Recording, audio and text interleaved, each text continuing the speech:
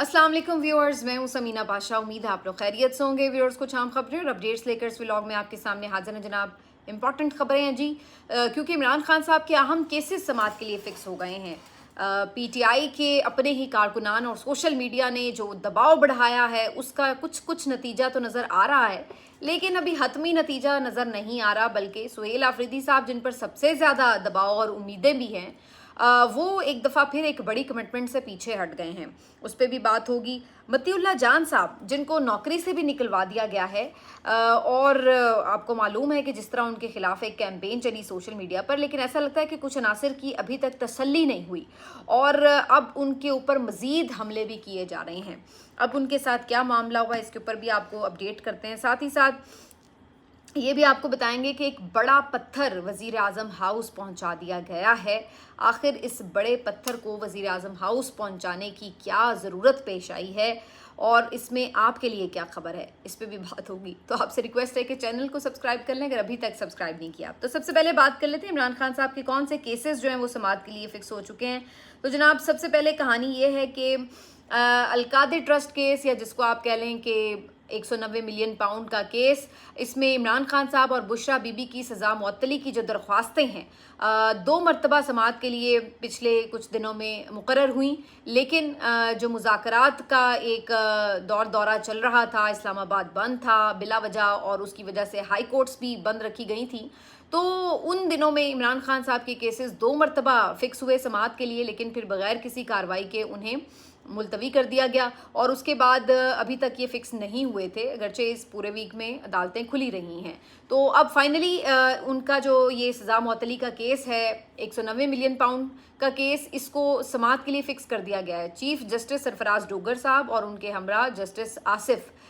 ये दोनों हजरात जो हैं ये केस सुनेंगे इमरान खान साहब और बुशरा बीबी की सज़ा मुअत्तली का। थोड़ा सा मैं सिर्फ आपको याद दिला दूं कि जो लास्ट हेयरिंग थी उसमें बात इस चीज़ के ऊपर बहस हो रही थी कि इमरान खान साहब का जो केस है उसको मरकज़ी अपील सुनने के लिए नैब की जानिब से ज़ोर दिया गया और चीफ जस्टिस साहब भी इसी बात की तरफ आमादा दिखाई दिए कि डायरेक्ट अब मरकज़ी अपील सुन ली जाए और सज़ा मुअत्तली की दरख्वास्त को साइड पे कर दिया जाए। जबकि इमरान खान साहब के जो वकील हैं सलमान सफदर साहब, उनकी तरफ से ये इस्तदा की गई कि उनके क्लाइंट्स की तरफ से ये हिदायत है कि आपने सज़ा मुअत्तली के ऊपर पहले दलाइल देने हैं और पहले उन्हीं के ऊपर फैसला हो जाए। यानी मकसद ये है कि किसी तरह पहले सज़ा को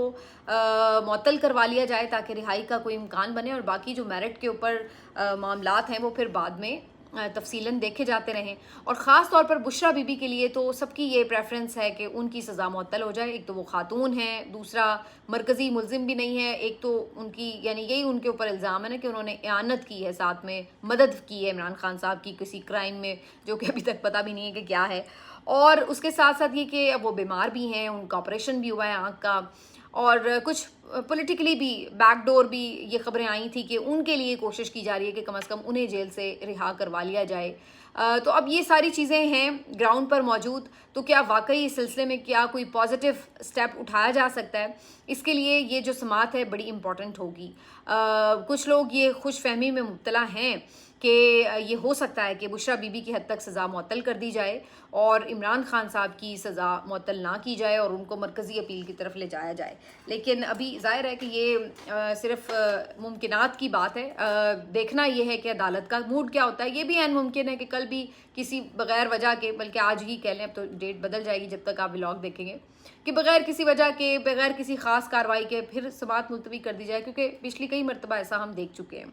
दूसरी तरफ इमरान खान साहब को जिन केसेस में फंसाना है, जिनमें सज़ाएं सुनानी हैं, उनके ऊपर भी आहिस्ता आहिस्ता पेशरफ्त जारी रहती है। यानी एक जानिब सज़ाएं सुना दी जाती हैं और फिर जब वो सज़ाएं मुअत्तल होने का टाइम होता है तो उसके बाद नए केसेस में सज़ाएं सुना दी जाती हैं। तो अभी एक और केस इमरान खान साहब के खिलाफ जो फाइल किया गया था, ममनुआ फंडिंग केस, उसके अंदर भी FIA ने फाइनली चालान जो है वो जमा करा दिए हैं और अब उसकी भी एकदम समाअत मुकर्रर कर दी गई है बैंकिंग कोर्ट में। तो आज के रोज़ इमरान खान साहब के 2 केसेस के ऊपर समाते हैं,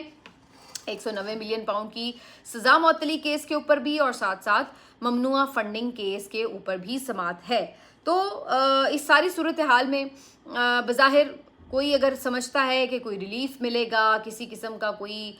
किसी हवाले से कोई तवज्जो कहीं इधर उधर हटी हुई है, तो ऐसा कुछ नहीं है जनाब। इससे आप अंदाज़ा लगा लें कि 9 मई के केसेस की अपीलें जो कि सुनी ही नहीं जा रही थी, अगर सुनी भी गई हैं तो उसमें जो बुज़ुर्ग रहनुमा हैं जास चौधरी या महमूद रशीद, उनकी सज़ाएँ मुअत्तल नहीं हुई, उन्हें कोई भी जो वहाँ पे आप कह लें रिलीफ मिल सकता था मुमकिन है वो भी नहीं दिया गया। तो ये तो नहीं होने लगा। लेकिन दूसरी तरफ पीपल्स पार्टी शदीद तनकीद के बाद कुछ ना कुछ कम अज़ कम ये बता रही है कि हम मुतहरिक हो रहे हैं, और उन्होंने पैदर पे प्रेस कॉन्फ्रेंसेस भी की हैं। कल खैबर पख्तूनख्वा हुकूमत के वज़रा ने प्रेस कॉन्फ्रेंस की। आज जो तहरीक तहफ़्फ़ुज़ आईन पाकिस्तान के प्लेटफॉर्म से सलमान अकरम राजा साहब ने, असद कैसर साहब ने गुफ्तगू की, तो उसमें भी उन्होंने इमरान खान साहब के मामलात और उनके इलाज मुआलजे से मुतल्लिक चीज़ें और उनके केसेस के हवाले से जो ज़्यादतियाँ हो रही हैं उन सब के ऊपर बातचीत की है। तो उन्होंने यानी थोड़ा सा एक ये जेस्चर दिया है कि जी हम कुछ ना कुछ आवाज़ उठा रहे हैं। इसके साथ साथ जो हाई कोर्ट में अब ये केस की समाअत होनी है उसके लिए भी बाकायदा पार्टी में एक हलचल मची हुई है कि जनाब सब ने कल पहुँचना है लाजमी, और पार्लियामेंटेरियंस को भी पैगाम दिए जा रहे हैं और वकला को भी कहा जा रहा है कि भी आपने यकजहती का इजहार करना है और इस्लामाबाद हाई कोर्ट के बाहर सब ने पहुंचना है। तो अब कितनी तादाद में लोग पहुंचेंगे ये तो देखा जाएगा, सुबह होने में बहुत ज़्यादा टाइम तो नहीं है, लेकिन ये है कि कम से कम थोड़ा सा जो एक शुरू हुआ था सिलसिला दबाव का, उसने कुछ ना कुछ मुतहरिक करने की कोशिश तो ज़रूर की है। इसके अलावा जो ये एक डिमांड है वर्कर्स की तरफ से कि जनाब आप एहतजाज क्यों नहीं करते, क्योंकि आप भले प्रेस कॉन्फ्रेंस कर लें, भले हाई कोर्ट चले जाएं, अल्टीमेटली उससे भी हुकूमत के ऊपर वो प्रेशर नहीं बनता कि वो कोई फौरी आपको रिलीफ फराहम करें। तो उनका ये ख्याल है कि जब तक कि आप कोई सिस्टम में कोई ऐसी तातुल ना पैदा कर दें, कोई ऐसा प्रॉब्लम पैदा ना कर दें कि उन्हें सुनना पड़े आपकी बात, तो उस वक्त तक ये बात आगे बढ़ेगी नहीं। तो कारकुन ये चाहते हैं कि जनाब सड़कों के ऊपर एहतजाज हो, पार्टी क़यादत निकले, साथ कारकुन भी निकलें और एक माहौल बने एजिटेशन का, जिसकी वजह से हुकूमत ये सोचने पे मजबूर हो कि इमरान खान साहब को हस्पताल मुंतकिल करना है। अच्छा, अब सुहेल आफरीदी साहब ने पिछले दिनों मर्दान में जो जलसा किया उसमें उन्होंने अनाउंसमेंट की कि वो कश्मीर जाएंगे पहले 25 अप्रैल को, और उसके बाद 1 मई को वो लाहौर जाएंगे। तो कश्मीर के हवाले से तो सबको पता था कि वहाँ पर तो वो एक जलसा कर लेंगे और उसमें वो कामयाब हो जाएंगे। वो तो उन्होंने अपनी एक्टिविटी कर ली, वहाँ पे अच्छी एक्टिविटी थी। लेकिन लाहौर के बारे में सबकी जो थी कुछ रिजर्वेशंस थी, और उसकी वजह बड़ी साफ थी कि पता है कि लाहौर आना जो है वो खासा मुश्किल काम होता है, और लाहौर आते हुए पिछली दफ़ा भी आपने देखा कि किस तरह का माहौल बन गया था और क्या वहाँ पे एक तल्ख यादें ही लेके गए। तो अब दोबारा से जब उन्होंने अनाउंसमेंट की तो बज़ाहिर तो उनकी अनाउंसमेंट से वर्कर्स जो थे वो खुश हुए इस बात पे कि चलें कम से कम लाहौर आएंगे, कुछ पता लगेगा कि चलें भाई अपने सूबे में एहतजाज करना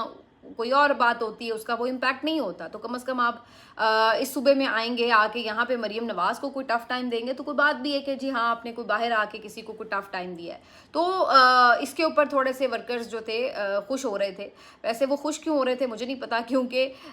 मुझे तो उस वक्त भी नहीं लग रहा था कि ये कोई यहाँ पे आके बड़ा पावर शो कर लेंगे या कुछ हो जाएगा, और मैंने उस वक्त भी कुछ तहफ़्फ़ुज़ात का इजहार किया था और मेरे खदशात दुरुस्त ही साबित हुए। अब खबर ये आ रही है कि सुहेल आफरीदी साहब का जो दौरा है लाहौर का वो फ़िलहाल मुलतवी कर दिया गया है और फ़िलहाल वो लाहौर नहीं आ रहे।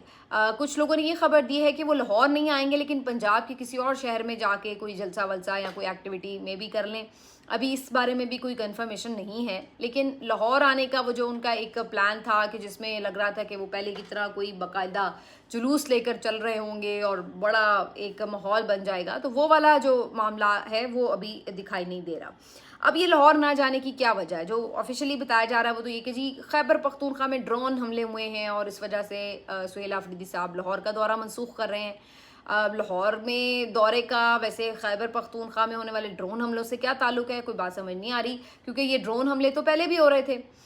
जब पहले भी दौरा किया था उस वक्त तो दहशतगर्दी के भी वाक़यात में बल्कि ज़्यादा नज़र आ रहे थे कि तेज़ी थी, नंबर ज़्यादा था, लेकिन उसके बावजूद उन्होंने अपनी एक्टिविटी की थी। तो अब ऐसा क्या हुआ कि सुहेल आफरीदी जो हैं वो लाहौर नहीं आ रहे, और उनके लाहौर ना आने से क्या वो ड्रोन हमले रुक जाएंगे? वो वहाँ रह के भी ड्रोन हमलों के ख़िलाफ़ क्या कर रहे हैं? तो इन सवालों के जवाब तो किसी के पास नहीं है। दूसरी बात यह है कि जो ख़बरें आ रही हैं वो यही हैं कि फिर से एक एजिटेशन का माहौल ना बने, तो ये उनको कन्वे किया गया है, या जो उनकी मुशावरत हुई है उसमें इस आइडिया को कोई बहुत ज़्यादा पजीराई नहीं मिल सकी। तो फिलहाल इसलिए उन्होंने लाहौर आने का जो प्लान था उसको मुअत्तल कर दिया। अब वो दोबारा आएंगे या नहीं आएंगे या बाद में आएंगे, इस बारे में उन्होंने कोई अभी इंडिकेशन नहीं दी है। तो मेरा ख्याल है कि ये वही एक चीज़ है जिसके ऊपर बार बार कारकुन जो है वो मायूस होता है। यही वो चीज़ें हैं जिसकी वजह से कारकुन जो है वो फिर आपको बुरा भला कहता है, आप पे तनकीद करता है, क्योंकि उसको यही नज़र आता है कि आप लोग आकर बड़े बड़े ऐलानात करते हैं, बड़ी बड़ी बड़के मारते हैं, और फिर बहुत ज़्यादा जब शदीद तनकीद होती है तो कोई एक आध ऐलान भी करते हैं, जैसे पहले आपने रावलपिंडी के जलसे का ऐलान किया, और फिर कोई वजह ही ढूंढते रह जाते हैं कि किसी तरह बस हमें उस जो डेंजर जोन है ना उसमें ना जाना पड़े, बस हम उससे पीछे पीछे पीछे पीछे रहें और वहाँ सेफ गेम खेलते रहें। मतलब आप ऐसे ही समझ लें कि जैसे आप एक फुटबॉल ग्राउंड में हैं और वो जो हाफ होता है उसका ग्राउंड का, उसके आप अपने गोल पोस्ट के पास हैं, वहीं पे खेलते चले जा रहे हैं, और आप उधर जो है वो मुखालिफ गोल पोस्ट की तरफ जा ही नहीं रहे। तो ये इसी तरह की एक सेफ गेम जो है वो ऐसा लग रहा है कि खेली जा रही है। और इसी बात से जो है वो वर्कर फिर गुस्सा होता है, वो कहता है भाई जब तक आप उधर जाके कोई प्रेशर नहीं बनाएंगे तो तब तक उन्हें क्या पड़ी है कि वो इमरान खान को अस्पताल मुंतकिल करें या उनके केसेस लगाएं या उनकी रिहाई के बारे में कोई सोचें। तो ये तो बिल्कुल एक मतलब फ्रेंडली गेम है कि आप उन्हें कुछ ना कहें, वो आपको कुछ ना कहें, और अपने अपने गोल पोस्ट पे सारे बैठे रहें, खड़े रहें। तो यही वो चीज़ें हैं जो कि अली अमीन गंडापुर साहब के लिए भी आपने देखा कि आखिर में आके काफ़ी प्रॉब्लमेटिक बन गई थी, और अब सुहेल आफरीदी के ऊपर भी इन्हीं चीज़ों के ऊपर तनकीद हो रही है। अच्छा जी, एक बड़ा पत्थर जो है वो पहुंचा दिया गया है वज़ीर आज़म हाउस। अब आप सोच रहे होंगे कि ये बड़ा पत्थर आखिर क्यों पहुंचाया गया है। तो जनाब ख़बर ये है कि आपको मालूम है कि आपके प्यारे प्यारे वज़ीर आज़म जो हैं वो जब भी पेट्रोल के प्राइस बढ़ाते हैं तो उन प्राइस के बढ़ाते हुए वो इतने तकलीफ़ और दुख में मुब्तला होते हैं कि वो कहते हैं दिल पे पत्थर रख के मैंने ये सब कर दिया, और वो कहते हैं कि भारी पत्थर रख के जो है वो मैं पेट्रोल प्राइस में इजाफे की इजाज़त दे देता हूँ, वरना मैं तो बस खून के आंसू रोता हूँ कि इतना इजाफा करके मेरी आवाम जिएंगी कैसे। तो अब ये एक और पत्थर जो है भारी किस्म का वो पहुंचा दिया गया वज़ीर आज़म हाउस। इससे आप खुद ही अंदाज़ा लगा लें कि असल में क्या होने जा रहा है। ख़बर ये आ रही है कि पेट्रोल प्राइस में एक होशरुबा इजाफा होने जा रहा है, और इस जुम्मे को जब रिवाइज़ की जाएंगी पेट्रोलियम मसनूआत की कीमतें तो ऐन मुमकिन है कि 20 से 25% भी उसमें इजाफा हो। ऐन मुमकिन है कि 50 से 60 रुपए का इसमें इजाफा कर दिया जाए, और इस तरह वो कीमत जो पेट्रोल की अब तकरीबन 400 के लगभग है, कोई तकरीबन 393 या 97 रुपये मिल रहा है, ऑलमोस्ट 400 ही मिल रहा होता है, तो वो जो प्राइस है वो अब आपकी इससे भी ज़्यादा ऊपर चली जाएगी। तो वो जब एक आपने देखा था कि बहुत बड़ा इजाफा हुआ था, उसके बाद शोर मचा, तो आके उन्होंने एक साथ पैसे कम किए और कहा कि जी देखें हमने 80 रुपये कम कर दिए, ये कर दिया वो कर दिया। तो वो जो उस वक्त 80 रुपये कम किए थे वो थोड़े थोड़े करके फिर बढ़ा रहे हैं। अब अभी पिछली दफ़ा बढ़ाए हैं और अब इस दफ़ा एक दफ़ा फिर बढ़ाएंगे, तो बात तो वहीं आ जाएगी। लेकिन चूंकि थोड़ा यानी आधा 2-3 हिस्सों में किस्तों में करके बढ़ाए गए हैं, तो अब आवाम को भी तकलीफ़ नहीं होगी, वो भी खामोशी से बैठे रहेंगे, और ये सिलसिला जो है वो यूं ही चलता रहेगा, और वो आपको आके अपना वो बड़ा वाला पत्थर दिखाएंगे कि देखें ये पत्थर रख के जो है मैंने पेट्रोलियम मसनूआत की कीमतों में इजाफा कर दिया है। पेट्रोलियम मसनूआत की कीमतों के हवाले से मैं आपको पहले ही कई दफ़ा बता चुकी हूँ कि यह ठीक है कि पेट्रोलियम मसनूआत की कीमतों में इजाफा हुआ है आलमी मंडी में, और आज जो मैंने रेट देखा था तकरीबन 114 डॉलर फ़ी बैरल पर पहुंच गई थी कीमत। लेकिन ये याद रहे कि ये जो खाम तेल का इजाफा होता है ये तमाम ममालिक के लिए बढ़ता है, और अभी तक जो हमारे खित्ते में ममालिक हैं उनमें इतना इजाफा कोई नहीं देखा गया जो हमारे मुल्क में देखा गया है। अमेरिका में मैंने आज सुना है कि वहाँ पे अच्छी खासी पेट्रोलियम मसनूआत की कीमतों में इजाफा हुआ है, लेकिन यहाँ पर जनरली जिस खित्ते में हम आबाद हैं, जहाँ हमारे आसपास भारत है, हमारे आसपास बांग्लादेश है, श्रीलंका है, इन ममालिक की अगर हम बात करें तो यहाँ पर हमें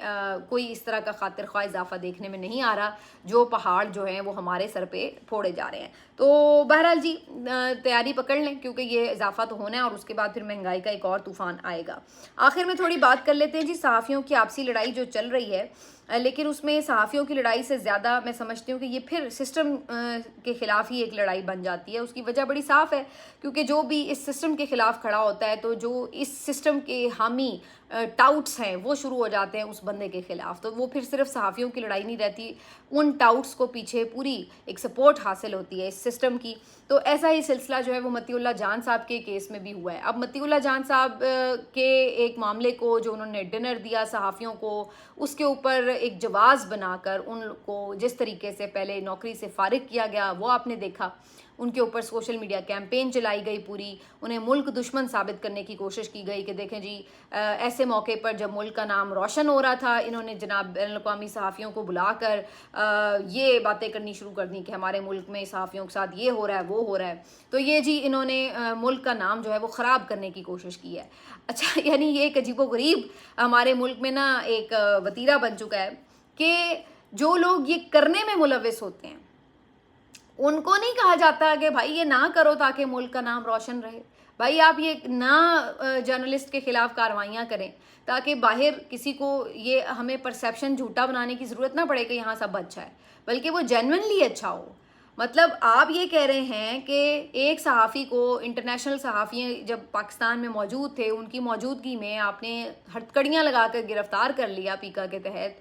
और आपको ये ख्याल नहीं आया तब कि जनाब ये सहाफ़ी आए हुए हैं तो वो क्या सोचेंगे कि पाकिस्तान में आज़ादी इज़हार राय की क्या सिचुएशन है इस वक्त। तब आपने तो ये नहीं सोचा। अगर उसी चीज़ को मतीउल्लाह जान ने रिपोर्ट कर दिया कि जी सहाफ़ियों के साथ ये हो रहा है, तो जी मतीउल्लाह जान ने गलत किया। यानी गलत करने वाले ने गलत नहीं किया, लेकिन गलत को बताने वाले ने गलत कर दिया। ये एक नया फार्मूला बन चुका है कि अगर आप इंसानी हुकूक की खिलाफ वर्जियों पर बात करें तो बजाय इसके कि ये कहा जाए कि भाई ये खिलाफ वर्जियाँ बंद होनी चाहिए और जो ये खिलाफ वर्जियाँ करने वाले लोग हैं उनको बंदा कहे कि जनाब ये आप क्या कर रहे हैं, इससे कौन सा मुल्क की कोई खिदमत हो रही है, उल्टा जो उन खिलाफ वर्जियों के ऊपर आवाज़ उठाते हैं उनके साथ भी खिलाफ वर्जियाँ शुरू कर दी जाती हैं कि लो भाई अब तुम्हारे भी हकूक़ गए। तो ये एक नया वतीरा है इस मुल्क में इस वक्त बन चुका। तो मतीउल्लाह जान साहब के साथ भी यही कुछ हुआ और उसके बाद भी अभी ऐसा लग रहा है नाकामी कार्रवाइयाँ ख़त्म नहीं हुई, गुस्सा ठंडा नहीं हो रहा। ना सिर्फ ये कि मतीउल्लाह जान साहब को इस टीवी चैनल से बरतरफ कर दिया गया, बल्कि उनके साथ जो उनकी टीम के लोग थे, जो उनकी प्रोडक्शन की टीम के लोग थे, रिसर्चर थे, वो भी जो उनकी टीम के 3-4 लोग थे उनको भी साथ में ही फारिग कर दिया गया। अब यानी उन बेचारों का क्या कसूर है भाई, आप उनको तो कहीं ना कहीं एडजस्ट कर दें, उनको और कोई प्रोग्राम दे दें, या वही स्लॉट किसी ने भी तो करनी होगी ना, कोई और एंकर भी तो करेगा, वो खाली तो नहीं, वहाँ पे कोई रंग बिरंगी लाइनें तो नहीं चलती रहेंगी। तो जाहिर सी बात है जिसने आना है आप उसके साथ उनको वो काम करने के लिए दे दें, तो कम अज़ कम काम तो उन बेचारों का तो रोज़गार ना छीने, उनका भी साथ में छीन लिया। मतीउल्लाह जान साहब ने उनके हवाले से भी पोस्ट किया, ज़ाहिर है वो उनके लिए भी परेशान थे कि चलो ये तो अपना फिर भी कुछ यूट्यूब कर रहे हैं, कुछ ना कुछ दाल दलिया चलाएंगे, लेकिन वो लोग बेचारे जो सिर्फ उनके साथ वाबस्ता होने के जुर्म में जो है उनको बिलावजह बेरोज़गार कर दिया गया है। तो ये भी बड़ा अनफॉर्चुनेट होता है कि पूरी पूरी टीम ही पकड़ के साइड पर कर देते हैं। अच्छा, फिर वहाँ तक भी बात ख़त्म नहीं हुई। अब ये भी खबर मिली है कि जनाब उनकी जो प्रेस क्लब की रुकनीत है, इवन वो मुअत्तल कराने के लिए भी एक मुहिम चल पड़ी है। और ये भी मैं देख रही थी कि मुख्तलिफ सहाफ़ी नुमा कुछ अकाउंट्स जो हैं वो ये कैंपेन चला रहे थे कि जनाब मतीउल्लाह जान साहब जो हैं इनकी रुकनीत ही मुअत्तल की जाए, क्योंकि इन्होंने प्रेस क्लब के जो एथिक्स हैं उनकी खिलाफ वर्जी की है और जो इंतज़ामिया है उसके एतमाद में लिए बग़ैर जिस अंदाज से प्रेस क्लब को सियासी मकासद के लिए इस्तेमाल किया, अपने ज़ाती मकासद के लिए इस्तेमाल किया, तो उसके वजह से उनका जो प्रेस क्लब का दाखिला है वही बंद कर दिया जाए, उनकी मेंबरशिप बंद कर दी जाए। तो आप इससे अंदाज़ा लगा लें कि किस लेवल तक वो लोग जा रहे हैं। यानी ये टुच्चे टुच्चे जो लोग हैं सहाफ़ी, जिनको कहने को दिल नहीं करता, वो अब मतीउल्लाह जान जैसे सहाफ़ी को सहाफ़त सिखाने आएंगे और बताएंगे कि प्रोफेशनल सहाफ़त क्या होती है, एथिक्स के साथ सहाफ़त क्या होती है, और जनाब हक़ और सच के लिए खड़े होकर सहाफ़त क्या होती है। यानी अब ये भी वक्त आना था सहाफ़त के ऊपर कि इस तरह के जो टुच्चे लोग हैं जो कि प्रोफेशनल सहाफ़ी भी नहीं है, वो भी उठ के जो है वो मतीउल्लाह जान साहब को बातें सुना रहे होंगे। तो ये भी अफसोस की वैसे बात है। अच्छा, अब एक और जो मज़े की बात ये कि ऐसे में सहाफ़ती तंजीमों का किरदार क्या होता है, तो वो भी एक बड़ा अफसोसनाक मरहला है, क्योंकि उस पर तो मैं हमेशा ही बात करती हूँ कि हमारी सहाफ़ती तंजीमें हों, हमारी वकला तंजीमें हों, सिविल सोसाइटी हो, ये तो इस तरह मायूस इन्होंने किया है, क्योंकि ये बिल्कुल इन्होंने स्टैंड क्या लेने थे, ये तो पहले से ज़्यादा ना सिर्फ लेट गए बल्कि खिदमत पर मामूर हो गए। इन्होंने तो ये किरदार अदा किया। अब इस हवाले से अब आप देखिए कि RIUJ जो है इन्होंने अपनी एक प्रेस रिलीज जारी की। अच्छा, मैंने ये सोचा कि मतीउल्लाह जान साहब की जो ये बरतरफी हुई है, रोज़गार उनसे छीना गया है, तो उसके ऊपर को मजम्मत की होगी। जब आप वो प्रेस रिलीज पढ़ें तो आप हैरान रह जाते हैं देख के कि ये समझ नहीं आती कि ये मतीउल्लाह जान साहब की हिमायत में प्रेस रिलीज भेजी गई है या फिर ये उनकी मुखालफत में भेजी गई है, उनके खिलाफ चार्जशीट लगाई गई है कि हाँ जी इनका काम पक्का ही बंद करो। लिखते हैं कि जी Rawalpindi Islamabad union of journalist की जानिब से सीनियर सहाफ़ी मतीउल्लाह जान और उनकी टीम के 3 अरकान को न्यू टीवी से निकाले जाने के इकदाम की शदीद मजम्मत करते हैं। मतीउल्लाह जान और उनकी टीम को फिलफौर बहाल किया जाए, ये भरपूर मुतालबा भी करते हैं, वरना एहतजाज किया जाएगा। अच्छा जी, यहाँ तक पढ़ के तो मैंने कहा चलो भी बड़ी बात है कि हमारी जो टीमें हैं उनको जो है वो थोड़ा ख्याल आ गया। उसके बाद आगे क्या कहा जाता है? उसके बाद कहा जाता है कि जनाब मुलाजमत से बर्खास्त करना इज्तिमाई सज़ा के नज़रिए की जिंदा मिसाल है, जिस पर चैनल इंतज़ामिया की भरपूर मजम्मत की जाती है। और फिर उससे आगे सुने, बयान में कहा गया है कि मतीउल्लाह जान की हिमायत में यूनियन समझती है कि मतीउल्लाह जान जो कभी एक मयारी सहाफ़ी थे, अब अपने रवैये में बहुत ज़्यादा शिद्दत इख्तियार कर गए। ख़ास तौर पर सोशल मीडिया पर साथी सहाफ़ियों के बारे में उनके तबसरे बहुत हद तक तौहीन आमेज़ हैं। Rawalpindi Islamabad union of journalist समझती है कि एक नामवर सहाफ़ी और शाइस्ता इंसान होने के नाते मतीउल्लाह जान को दोबारा सहाफ़ती और अखलाकी उसूलों की तरफ लौटना चाहिए। RIUJ ये तवक्को करती है कि मतीउल्लाह जान को PFUJ की 75 साल जद्दोजहद का भी एहतराम करना चाहिए। PFUJ पर तनकीद को प्रमोट करना मुल्क भर के सहाफ़ियों की सबसे बड़ी तंजीम में काम करने वाले और कुर्बानियाँ देने वालों की तौहीन के मुतरादिफ है। Rawalpindi Islamabad union of journalist Matiullah Jan की टीम की फौरी बहाली का फिर से कहा गया जी मुतालबा, यानी बीच में मतीउल्लाह जान साहब को भी रगड़ दिया कि जनाब आपका भी किबला ठीक नहीं है, आप भी ज़रा ठीक तरीके से वापस अपने वो कहते हैं कैंडे में आ जाएं। तो वो उनको भी साथ साथ बताया जा रहा है कि जी आप जो हैं आप भी सुनहरी उसूलों पर जो हैं वो इस वक्त मौजूद नहीं है। तो ये तो हालात हैं हमारी प्रेस क्लब और दीगर जो तंजीमें हैं सहाफ़ियों की उनके, कि जहाँ पर आप ये अंदाज़ा लगाएं कि हम ये इनसे एक्सपेक्ट करते हैं कि ये स्टैंड लेंगे, वो उल्टा आपको आपके जो गुनाह हैं वो गिनवा रहे हैं कि जनाब आप जो हैं वो अच्छे बच्चे नहीं बन रहे, ये आपका कसूर है। तो ऐसे में अब आप बताइए कि बंदा अगर किसी के सामने अपना दुखड़ा रोए तो किसके सामने रोए। मिलते हैं आपसे अगले वीलॉग में, अपना ख्याल रखिए, अल्लाह हाफ़िज़।